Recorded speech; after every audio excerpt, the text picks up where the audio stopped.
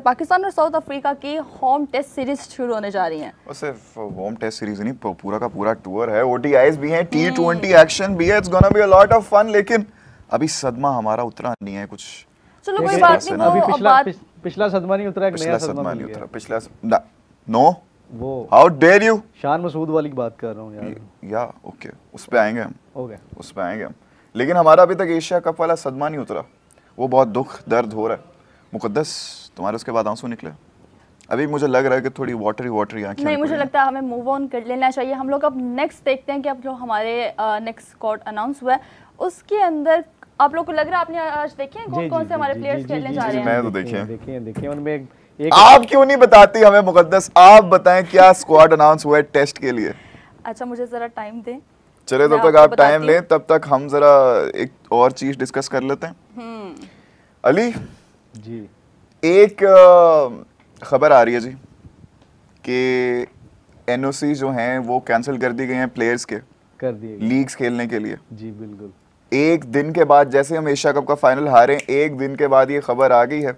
और जबकि हमें पता है कि बिग बैश का बड़ा ज्यादा हाइप क्रिएट की हुई थी उन्होंने, वो शाहीन शाह अफरीदी के लिए फैन बेबी बना दिए, काफी ज्यादा लोग एक्साइटेड हैं। और वहाँ पे अचानक ही ऐसा एक इम्प्रॉम्प्टिव डिसीजन आ जाता है जी। अच्छा, एशिया कप में तो खैर मेरे ख्याल में शाहीन अफरीदी थे और आईएलटी के लिए फखर जमान और साइम अयूब थे जिनको, बाबर भी हैं उसमें। बाबर तो एशिया कप में नहीं खेले। हाँ वो एशिया कप में नहीं खेले, उनका भी कैंसिल कर दिया जी। आपको याद होगा T20 वर्ल्ड कप जब पाकिस्तान हारा था ना यूएसए में, तो उसके बाद फौरी यही फैसला पीसीबी ने सबसे पहले किया था। गो टू मूव है ना इनकी।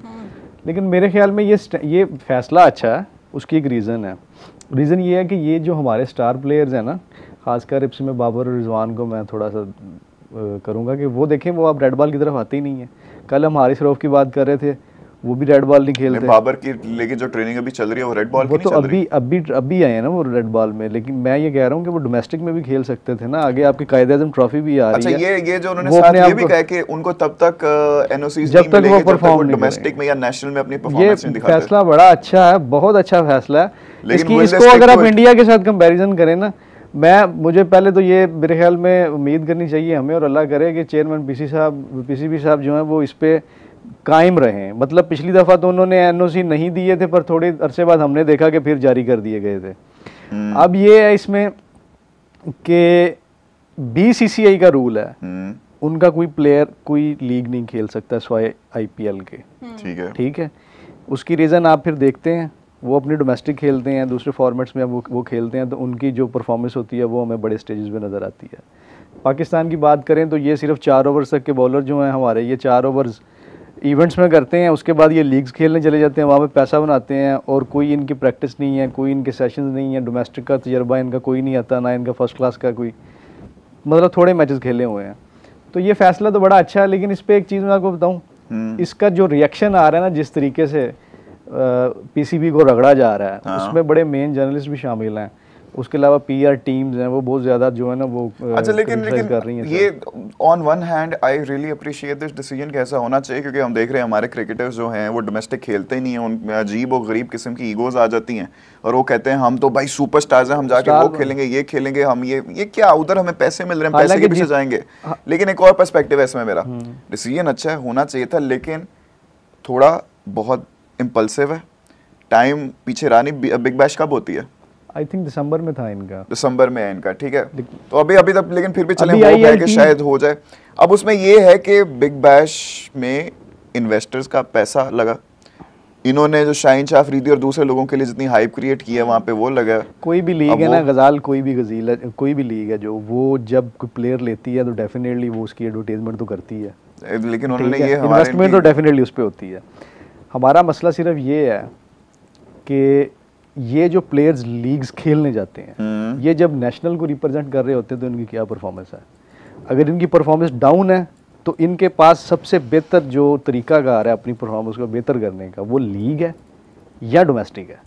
लेकिन ये जैसे आपने पहले मुझे बताओ, ये आपने बताया कि पिछले साल भी हुआ था, पिछले साल भी जब पिछला वर्ल्ड कप के बाद, T20 वर्ल्ड कप जब हम वर्ल्ड कप के बाद हुआ था, पीसीबी ने सिमिलर डिसीजन लिया था। एक तो स्टेटमेंट दिया था ना वो सर्जरी वाला, जो मशहूर अल मारूफ सर्जरी, सर्जरी वाला, वो फिर सर्जरी वाला स्टेटमेंट चेयरमैन साहब ने खुद ही वापस ले लिया था। उनका नहीं जी, क्योंकि प्लेयर डर गए थे, खबरें आ रही थी कि वो जो कुछ अपने प्लेयर्स हैं वो वहाँ की नेशनलिटी के चक्कर में पड़ गए कि हम पाकिस्तान वापस ही नहीं जाते, पता नहीं हमारे साथ क्या होगा, मतलब मुख्तलिफ तरह की खबरें आई थी।